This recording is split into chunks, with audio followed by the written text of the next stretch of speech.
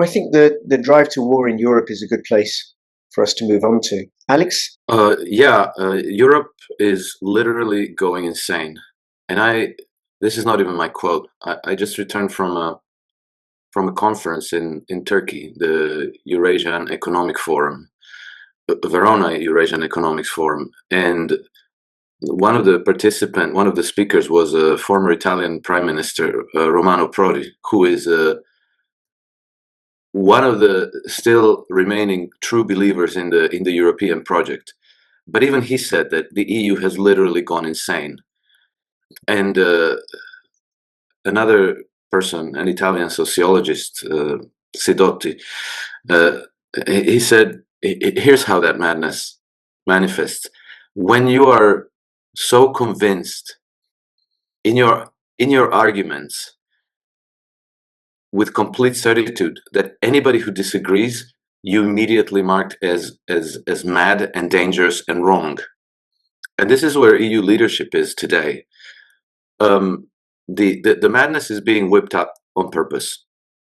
And over the last few months, I've spoken out quite a bit about Bosnia and Herzegovina, which is not part of EU yet, but they're right, they share several 100 kilometers of border with Croatia, so it's sitting right against the EU.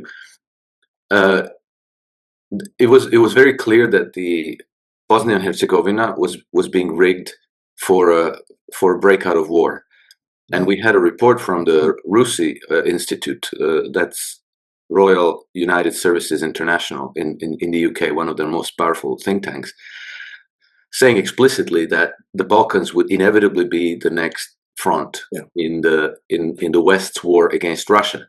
And let's remember, that's where World War I started, when a young man named Gavrilo Princip shot the Archduke Franz Ferdinand. It's the same. It's a rerun of the same playbook, because what was obvious to everybody in the region was that this was being done by the British, because the British have the strongest presence in Bosnia and Herzegovina. They penetrated the intelligence services, the security services, the media, the public relations companies, charities, NGOs, all kinds of everything. And we saw an escalation of provocations between Croats and Muslims, between Croats and Serbs, between Serbs and Muslims, and so on. And so they began to boil the frogs, right, slowly. But then something happened, and what happened is that Alex, sorry, just on that, and rather than boil the frogs, they began to stir up the different ants, the different groups of ants, to fight each other. Yes, yeah, very good. Yeah, in fact, exactly. Which is what the British do and have done, which allowed them, as such a tiny nation, to rule over such large territories and large populations, because they are masters of manipulation, and they have an incredibly evolved and efficient and masterful intelligence service. Because when you're talking about infiltration and penetrating NGOs and all these other bodies within Bosnia Herzegovina, that's not a military operation. That's military. That's it, military intelligence or intelligence. Yes. Correct. Yes. Cultivating proxies like they've done in India, in all their other colonies. But you see, something very important happened on that front. Donald Trump came to power in the United States. And so I've been hearing from a few sources in Bosnia that things have improved since he came to power. And, some people were very categorical about that. And so when I was at this conference in Turkey, there was actually a member of the government of the Republika Srpska there present. And so I thought, okay, I got to ask it, because, everything I had was other people giving their impressions and so forth. But here's a guy who is who attends cabinet meetings. His name is Denis Šulić. He's a tourism minister. So, okay, tourism, but he is at the government meetings, so he'll hear what's going on. And so I asked him, Denis, look, is it true that things have improved in Bosnia since Donald Trump came to power? And he shot at me right back out. Oh yes, absolutely. He said the difference is like day and night. the tensions have diminished very considerably, and the relationships have improved a lot, particularly the relationships between with the American administration. And it seems that the Americans have simply said to the Brits, okay, new sheriff in town, you're out. You're no longer in charge. And it's very clear that the American administration does not want war in the Balkans and Bosnia and Herzegovina. But did the British give up? Oh, they did not. So they started stirring the pot in Croatia proper now. And so what we've had now is a series of provocations in Croatia between Serbs and Croats, which came out of nowhere for really, really dumb reasons. But so here's what happened. There was a Serbian cultural manifestation taking place in the city of Split, second largest city in Croatia. And this has been happening annually for a long time, and nothing bad happens, right? And this time, like a gang of about 50 hooded, masked men attacked them. They didn't attack them, they didn't, interesting thing, nobody got hurt. They didn't hurt anybody. But, to get 50 hooded men to come intimidate you there and to say, you will not hold this manifestation, disperse, go home, you're not doing this here. And then people did disperse, they didn't hold the manifestation. Is a completely needless provocation, but again, it's shaking that jar with red and black ants. And then, this is obviously being done by the intelligence services, because 50 men dressed all black with hoods and masks. Try to invite 50 of your friends for free food to your house. Like, throw a barbecue, good wine, expensive wine, and invite 50 of your friends and see how successful you're going to be. Well, here you have 50 guys who got together for hatred, right? And they took the trouble to coordinate their dress code. Which, as someone who's long history of street protests, authentic grassroots protests like the anti-apartheid movement, the anti-poll tax campaign, and various anti-war campaigns, doesn't happen. Happen. People don't turn up all wearing the same clothes because they're just ordinary people. But it does where they're being funded or supported by intelligence organizations, or, for example, George Soros's Open Society. So like Extinction Rebellion, Antifa, BLM. Then everybody's wearing the same. Yes. And it used to be funded by the USAID. Yeah. But they still have enough private funding. I was just going to say, Alex, on what you were describing, go around the world and you see the same thing. I was just in a conference in Zurich over the weekend, and the issue there is emerging as to, should Switzerland join the EU and NATO? And there are key people in the government who are saying absolutely, because of the expectation of a war with Russia. Now, there wasn't a single person at the meeting I addressed that supported that, but they feel helpless to know what to do. And meanwhile, you have a heavily funded opposition saying that you can't be neutral. Well, I agree with that. You can't be neutral, but that doesn't mean you join the British. and that's how this thing is done, to say that, well, you're either with Putin or against Putin. And so what you're describing in Croatia, that's the model that goes back to Brigadier General Frank Kitson and low-intensity operations and gang, counter-gang, classic British counterintelligence. And people in the West just don't see it. And it's because of the media control, the censorship, the overall effort to basically present fake news. And what it does is turn some people against them, but mostly it just demoralizes people. Yeah. Yes, but you see, the people don't see it because the British have perfected this system for over 200 years. Yeah. So they do it in such an incredibly clever way that even if you investigate, you find traces leading to your enemies. So some provocation happens by some group in Croatia or in Bosnia, and certain aspects of this are very visible. Certain people make themselves visible with their with their face, with the name of their organization, and they agitate openly. So people know, like, okay, this guy is stirring the pot. And then if you investigate, then it'll turn out that this guy, let's say like a leader of radical Muslims in Bosnia, is being funded by some organization from Serbia. Okay. And then, the Serbs have determined that these anti-Vucic, anti-Serbian government protests are being funded from Croatia, from organizations in Croatia. Because this whole massive network of NGOs, the money doesn't go from George Soros Open Society of US or the British Council or USAID to these radical organizations. It goes in several steps, and then the last visible link leads exactly to the enemy territory, right? The headquarters of the red ants and the headquarters of the black ants, right? And then if a government tries to pass a law where if NGOs receive foreign funding that they have to declare it, then all hell breaks loose, like we saw in Georgia. Yeah.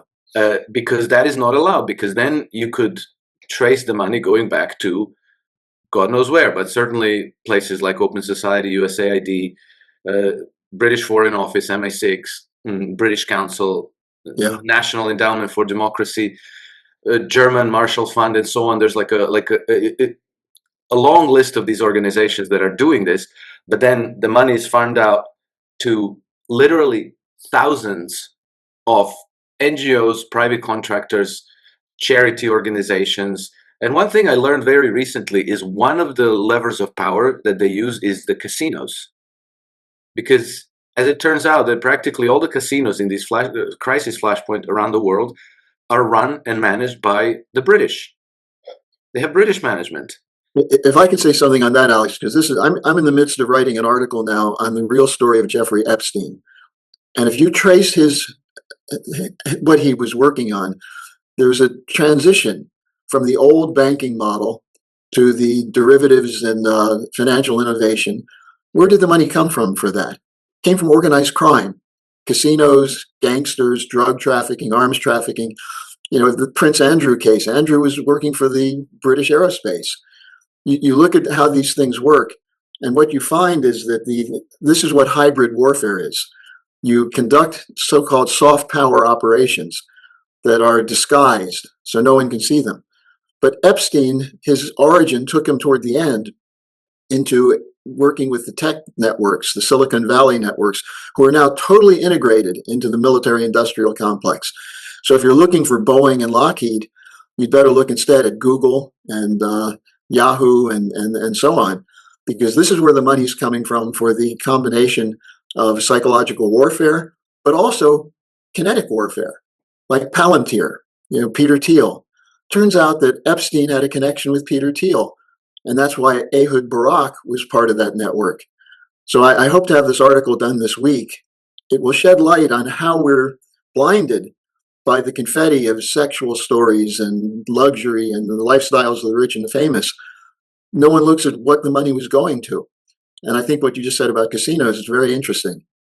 Yes, and people can check out that article, larouche.org. Yeah, it'll be on the Executive Intelligence Review page, which is part of the LaRouche movement.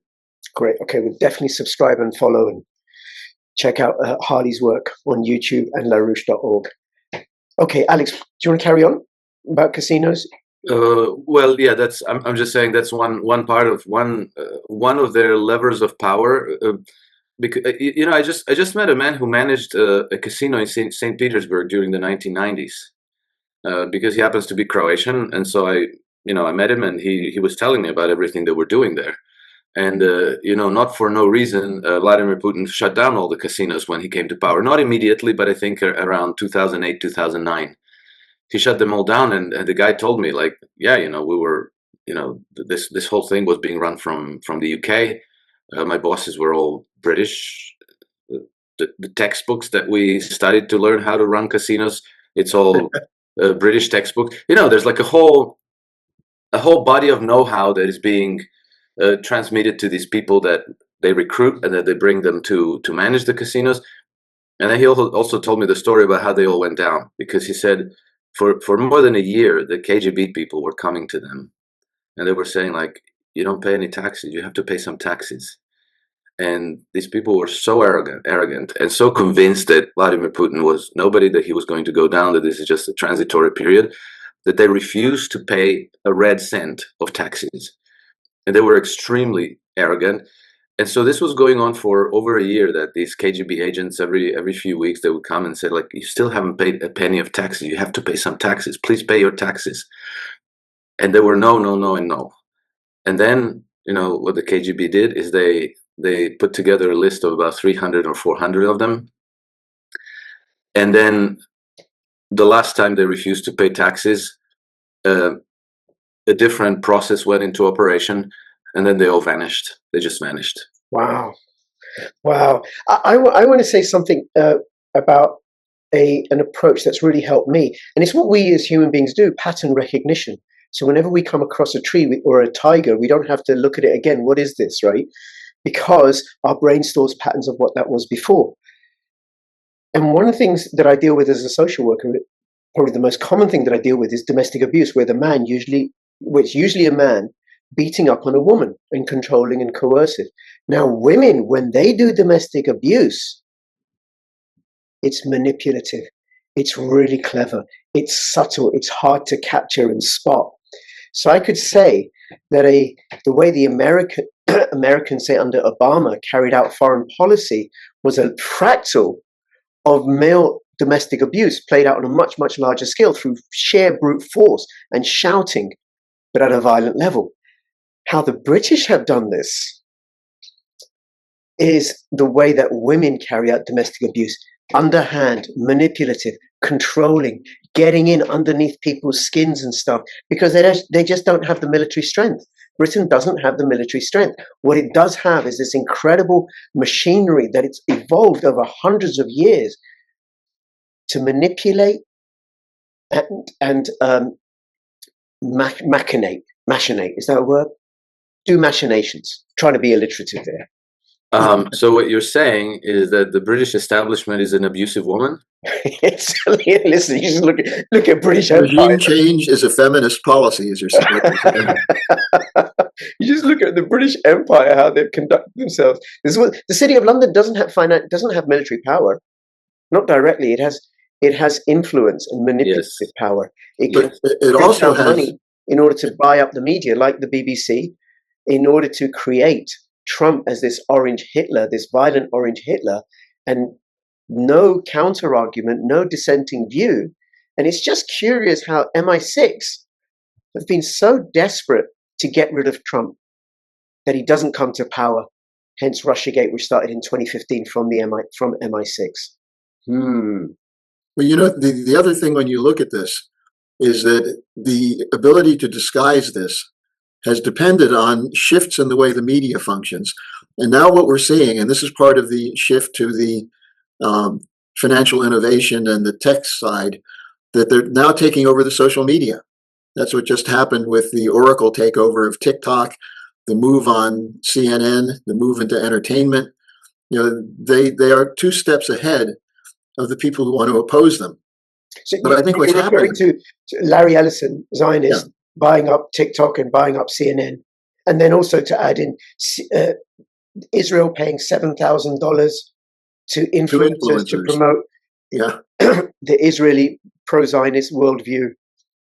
By the way, does anybody know how to get that gig? I could use $7,000.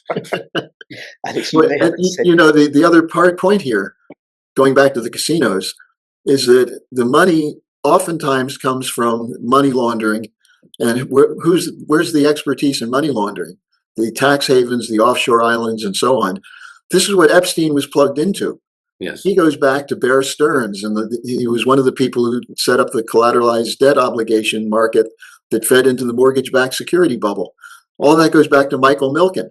And Michael Milken was the laundry point for organized crime funds to go into legitimate businesses. And so if you peel this back, what you see is the intersection of intelligence and organized crime. And by intelligence, I mean MI6, CIA, and so on. And then spin-off groups like the Anti-Defamation League, where if you say something against Israel, you're immediately labeled an anti-Semite. And so it's a package, and it's got to be unpacked. It's like peeling the onion. We've got to get to the center of this thing. And you can't do it if you try to go with the media stories, because they're all oriented toward the obsession people have of popular culture, celebrity, and sex. Yes. Alex? And you don't even have to criticize Israel to become an anti-Semite. All you have to do is ask questions about who killed Charlie Kirk. It's enough. You don't even have to mention anything to do with anything with Israelis or Jews or any.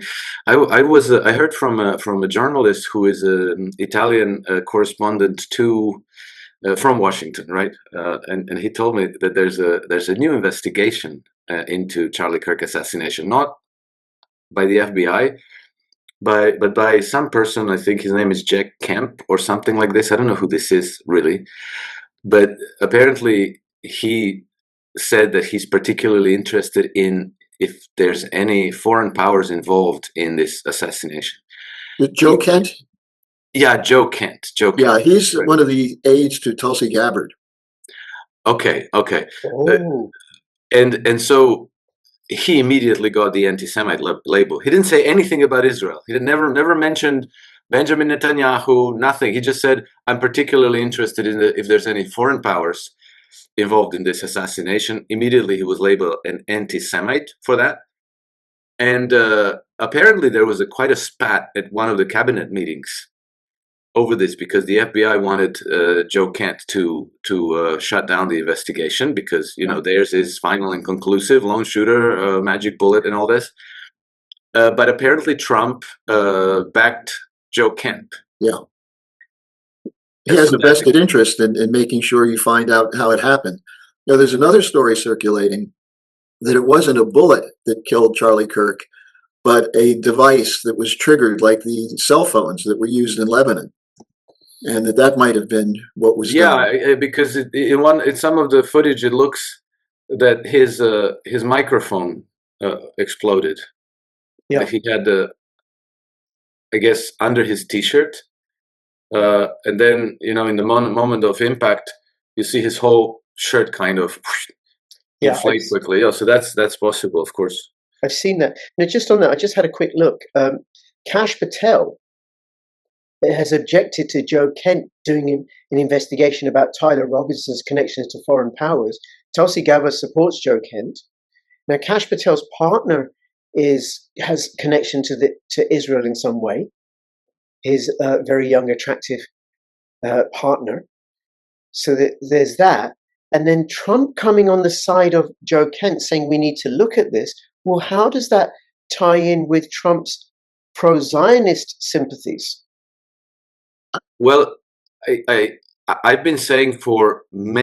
You're in the UK, actually anywhere, get a VPN. If you want to be able to access all sorts of perspectives that the government thinks are dangerous for you, get a VPN. nordvpn.com/cryptorich. Many months that if I were an ardent Zionist, that I wouldn't trust Trump. I'd be very worried about Trump. And I think his love and support for Israel is phony. It's calculated. It's calculated, yes. He's got a problem. If you think about the Adelson family and the amount of support that he had, and then you look at what he did to her when he was in the Knesset. He exposed her as an Israel first operative. I mean, he's on a very narrow path between the Zionists on the one side, the old neocons on the other, like Lindsey Graham and the people who are trying to push for more war, and then the pressure on him from Tucker Carlson, Marjorie Taylor Greene, and others, who are essentially saying, look, if we're anti-war, why are we supporting a war of genocide that has nothing to do with American security interests? Now, the one thing that doesn't quite fit in this, and this is something I'm trying to figure out, is the Venezuela situation. And I think that has more to do with Marco Rubio than it does with Trump. Marco Rubio has been on this Latin American terror for years, and there's a grouping in the Southern Command of the U.S. military which says that the major threat to the United States is coming from Chinese infiltration into Latin America and Central America. Now, the idea that they're going to get Trump to go to war with Venezuela, I don't think it's going to happen. But they're trying to do it. And what was interesting is my friends at the Veteran Intelligence Professionals for Sanity, people like Ray McGovern, Scott Ritter, and others, put out a very strong letter this week to President Trump saying, don't get pulled into this. And the Russians said the same thing. Look at what happened in Iraq. Don't allow these people to manipulate you into wars that can't be won. So it's not that Venezuela is such a great power. Who's going to support a war in Latin America right now? And I think Trump is smart enough to not fall into it. But I think it's going to require a real outpouring from the American people that he stick with his policy of ending these wars. Alex? Well, yeah, it seems to me that Trump very often avoids wars by pretending that he is all up for it. We saw this with the case of Iran, because there was, a few months ago, he was facing tremendous pressure to launch a regime change war against Iran. And we saw the way he was avoiding it involved also very spectacular show of violence when he started bombing the Yemenis like nobody's seen before, right? And I thought, this is so dumb, they can't possibly be doing this for real. There's a reason they're doing it. And I thought, maybe he's doing it to pretend that he's doing something without really doing what they want him to do, which is regime change war in Iran. And so instead he was like dropping bombs on Yemen, which was being done for 10 years without any results. And so who's not seen it before? Everybody's seen it before. He just did this whole big dog and pony show for the public, or for some segment of the public, to think that, oh yeah, here he is being tough and going to war in the Middle East. And then we saw bringing B-52s, B-2 bombers, and all this weaponry to Diego Garcia, and everybody was like, oh, they're really preparing for an all-out attack on Iran. Never happened, right? And now we have almost exactly the same thing, except he's not bombing Yemenis again, thankfully. He's just bombing these boats off of Venezuela's coastline and bringing big arsenal there, seemingly with intent on going to war against Venezuela. But we've seen this film before in a different variation in 2019, in his first term, when Juan Guaido proclaimed himself the president of Venezuela. And Trump was all on board. Oh yeah, Juan Guaido, my best friend. He brought him to the White House, right? The United States recognized him as a legitimate president of Venezuela immediately. So did the European Union, and most Western powers in the world immediately recognized him. The British decided, as they do, that's good enough reason for us to seize their gold at the Bank of England vaults. So they did that, But Juan Guaido's not the president, and Nicolas Maduro still is the president. And how that came about, for all the talk, for all the bluster, Trump tasked two of his weakest players in his administration with that project, and that was John Bolton and Elliot Abrams, right? Yeah. I wasn't even aware. I don't think I heard the name of Elliot Abrams since Iran-Contras. It's Iran-Contra, yeah. Yeah, he just disappeared. And so now he's being dusted off to take on this project. And obviously they failed. So it seems to me that Trump has this way of avoiding war, of pretending he's doing it. Pretending he's yielding to the pressures, but then somehow be making sure he turns an F on the exam. Well, let's take a look at the bigger picture here, because I think what you're saying is true, but you have the idea of Trumpology is within a larger context. Look at what's happening in Eurasia, and I know you know this, Alex, because you follow it closely. You had the Shanghai Cooperation Organization meeting, the Eastern Economic Forum in Vladivostok, the coming together of Modi, Xi, and Putin. And then you had discussions between Trump and Putin, and then Trump and Xi Jinping. This is the bigger picture. Yes. Will the emergence of a new development architecture coming out of Eurasia have support from the United States? And if Trump were just to jump in wholly and say, we're now with these guys, it would be Russiagate on steroids against him. So he's got to tread this path carefully. But what's been happening is actually fascinating. You have discussion of great infrastructure projects like the connection of the US and Russia through the Bering Strait Tunnel. You have the potential to resolve the Gaza situation if you have an actual development program, which LaRouche drafted years ago called the OASIS Plan. So you have options for Trump that he likes. He's a builder. But he's got an incredibly persistent problem with the British. And the question then comes up. You mentioned Juan Guaido. Well, then there's the Juan Guaido in drag, who was given the Nobel Peace Prize this year, this Venezuelan woman. And she's calling on bombing Venezuela. How is that the Nobel Peace Prize? Oh, Harley, come on. Obama set the precedent for that. I was just going to say that. Obama's the paragon of Nobel Peace Prize winners. Yitzhak Shamir said the president. That Nobel Peace Prize has been a fraud since a very long time, maybe forever. Yitzhak Shamir got Nobel Prize for Peace. Yeah. The Sabra and Shatila massacre, yeah. Yitzhak Shamir. So I think we need a real, some kind of a prize for peace. Yep. Like a real one. But I think the bigger picture here, if you follow this, the question now is going to be to what extent the BRICS backed away from this image of being anti-dollar. And they're now on a course of gradually building up relationships using national currencies, but they haven't backed off the projects like the Belt and Road Initiative, the development in Africa. Russia and China are working on developing nuclear power industries throughout Africa. And the Global South is emerging as a player in this. And so what happens when the U.S. says, well, we're not going to let that happen. We're going to bomb Venezuela. I'm hoping that Trump is cognizant that he's being set up by these people. And of course, what did he do with Bolton? He did kick him out. He's kicked out a number of these hawks. The former head of U.S. Iran desk, I can't remember his name offhand, but he was kicked out. So the question is, to me, what is Trump going to do with following up Xi Jinping? Remember, he threatened the sanctions, or the tariffs rather, through the roof. Then he meets with Xi and they're all buddies. Yes. And what are they looking at? How do we build together? How do we build together? That's the direction. How do we sideline the Europeans and the British? And I want to come back to how people confuse Trump's bombast with bombing. So he goes into bomb Yemen, does these bombings, and I don't think they were particularly harmful, certainly not as harmful as the Israeli bombings of Yemen that happened around the same time. Yemen damages US ships, military ships, that the US can't defend themselves. Now Trump has got a valid reason to stop and do a peace treaty with Yemen because they're going to destroy our armaments, our naval ships.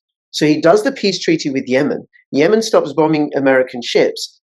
And the peace treaty with Yemen doesn't have any clause to stop Yemen from attacking Israel. Yeah. And then and throughout his career, he's like his first term, his bombing of Syria, like nowhere. These weren't military assets. They were already destroyed. It looked like large-scale massacre, but it wasn't anything. And even his bombing of Iran, I think he worked it out with Iran beforehand, didn't use buster bombs, attacked these nuclear facilities, surface level damage, and then Iran retaliated, didn't really do any damage on American bases, and that was it. The whole thing's over. Israel has lost its casus belli, that Iran's got nuclear weapons and we need to go to war with Iran. No one's talking about that anymore.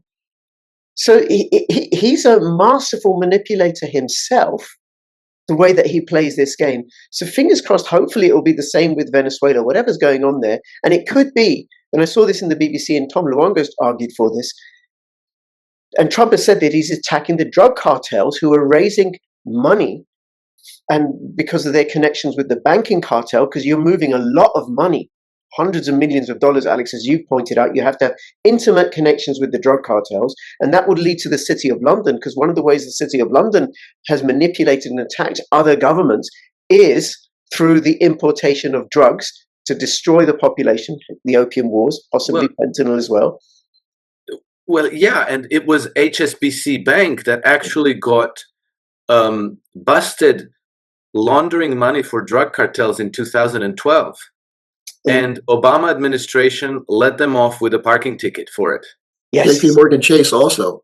JP Morgan. Well, virtually all of the two big failed banks are guilty. I have some advice for President Trump. If he wants to do something to the drug cartels, go after the banks, go after the money laundering. But you see, I think they know this.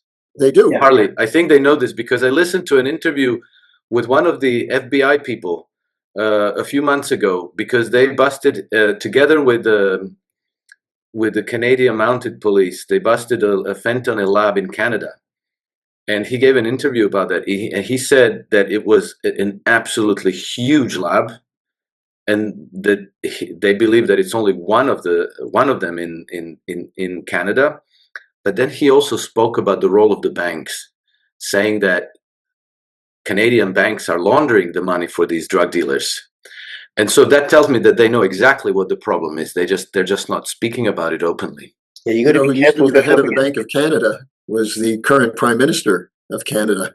Yes. And exactly. He definitely knows. Yes, former head of the Bank of England. But I think you've got to be careful going up against the banksters. But what I'm leading on to, Alex, is Trump inviting Giuliani, the guy, HTS head chopper in Syria. Giuliani? Is it Giuliani? The guy? Yeah, I was thinking you were talking about Rudy Giuliani. And no, sorry. I may have got his name wrong. He may have, but the new, because Putin, he visited Putin in Moscow a few weeks ago, and then he goes to visit Washington, D.C. So then I wonder if Putin and Trump are pulling him away from MI6, because he's now announced that he's going to start bombing ISIS, which is a British asset. Yes, I think that's I think that's not only possible. I think that's likely. And to me, Trump's influence in Bosnia, which is very, very important, even though it's not on the map, it's not on anybody's radar. Bosnia is not a household name. Most people don't know where it is on the map, but it was definitely being rigged for war. And this would have been disastrous, because this is where war could erupt on the European continent proper, and then we might have a rerun of World War I or World War II. So the fact that Trump administration knew to disenfranchise the British in Bosnia, that cannot be a random thing. You're not reacting to hot button issues. So you had to have understood the situation, thought it through, and said, right, we're moving in here, we're diffusing this bomb, and we're kicking out the Brits, because this is what happened. Yeah. And so I think that they, with the same understanding of issues and the lay of the land, they are also doing the same thing in Syria. Yes.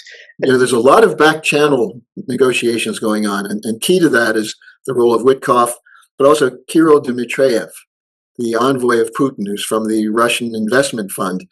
When the Budapest summit was canceled, Dmitriev came to Washington, did a series of meetings, and who did he meet with?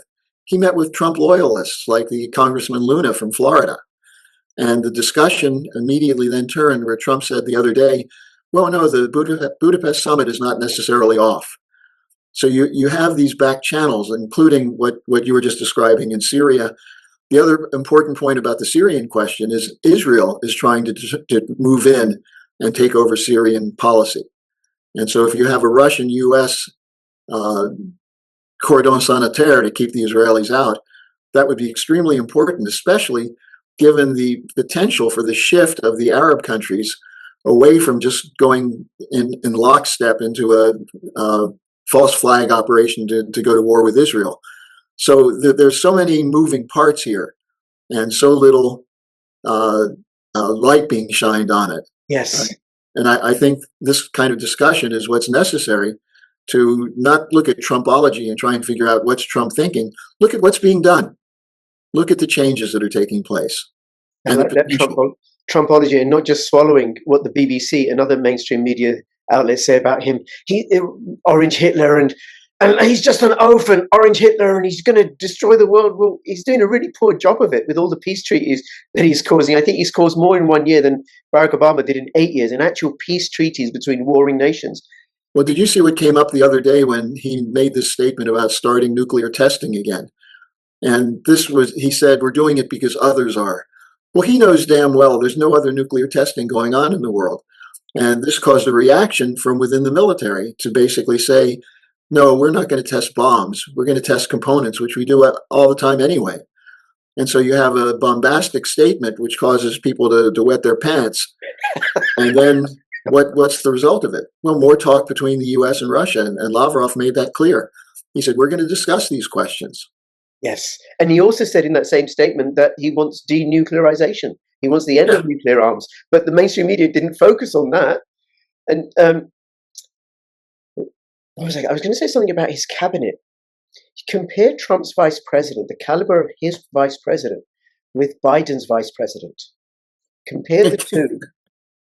Compare Trump's director of national intelligence with Biden's director of national intelligence. And just the quality and the caliber of many people in Trump's cabinet, Witkoff, whether or not you agree with them, but these are serious people, serious actors. Witkoff, Gabbard, RFK, JD Vance. And then what I imagine is happens as serious people themselves, they will have serious people underneath them who will then inform and shape policy.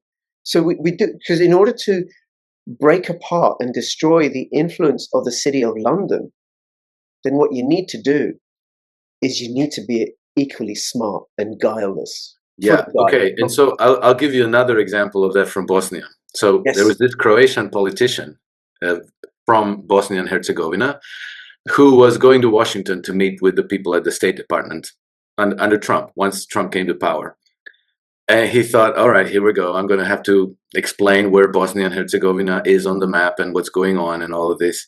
And he said he was stunned how well informed the people in the administration were. They knew exactly what was going on, and they knew exactly where it was on the map. You know, who's interesting in that regard is Richard Grenell, the former temporary ambassador to Germany. Grenell is a bit of a Balkans expert. Do you ever come across him, Alex? No.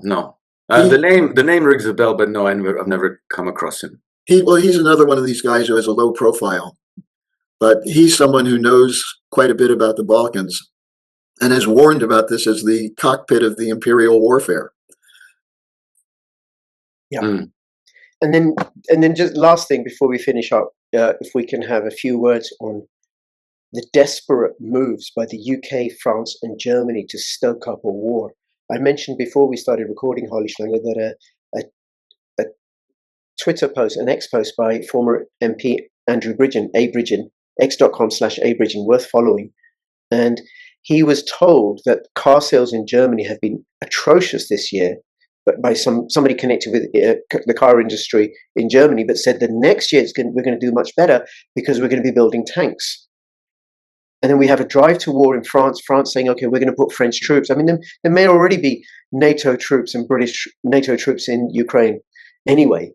And Starmer as well talking about that. Now, my questions are about, well, where are they going to get the money from? Where are they going to get the energy from? Where are they to build the steel, to pay for the whole thing in any way to be able to compete with China and Russia can churn out in a matter of minutes? It's illusory because the energy is a key component. The German auto sector is being hit by green regulatory policies and the high price of natural gas and electricity. And you can't just import U.S. liquid gas to replace it. And the idea that they're going to build these ports to process it, they're talking about 5-10 years away, especially given the collapse of the German construction sector. So this is an illusion that's stoked by people like von der Leyen and Kallas from the Foreign Ministry of the European Union. You look at this and what you see, you have to ask yourself, what are these people drinking? What are they smoking? You know, how do they actually think they could fight a war with Russia? And then Russia's turning out new weapon systems, virtually every month now that are completely out of the range that we can do in the West.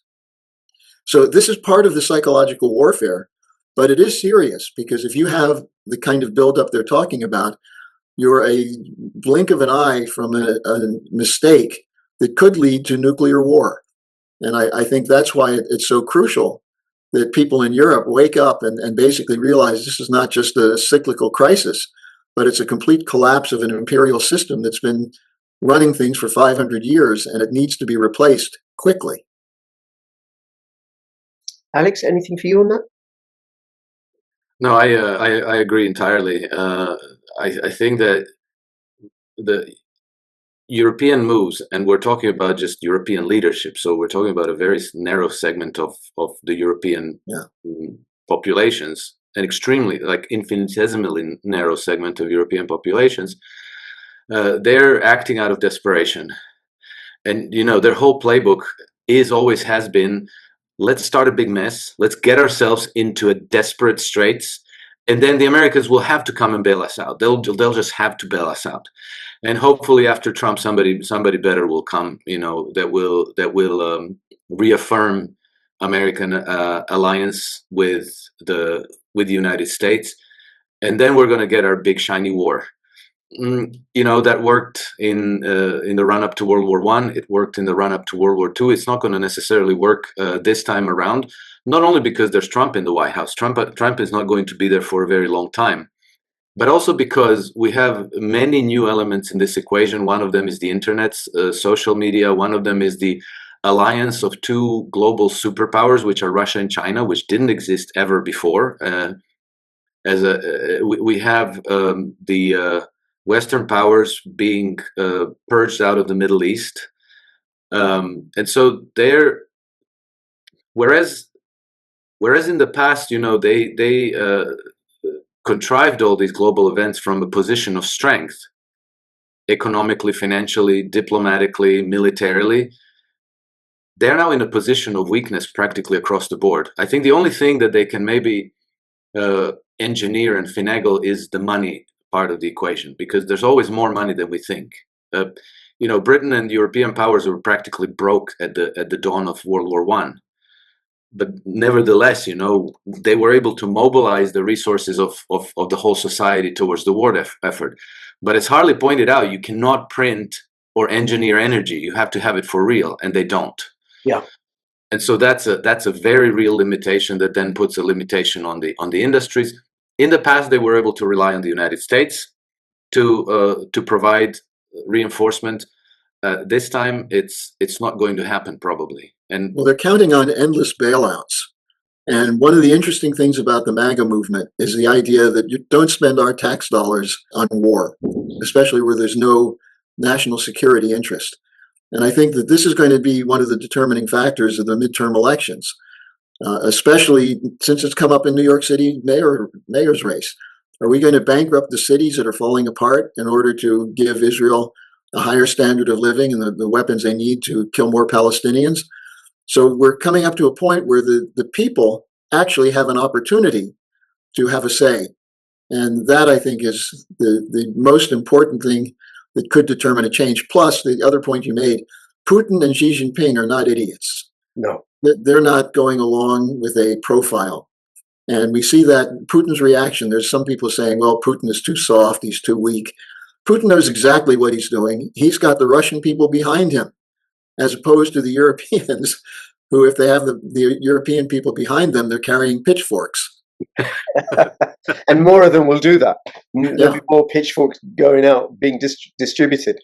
Alex, to trend following stuff and Naked Hedgie and yours, Harley, in the description below. And I do recommend people go check them out, and do subscribe, comment, like, all that business, because we will be doing this again in about a month's time. Plus, I'll be having all the usual regulars on my new politics channel, Crypto Rich Politics. I've been noticing a lot of content in the social media that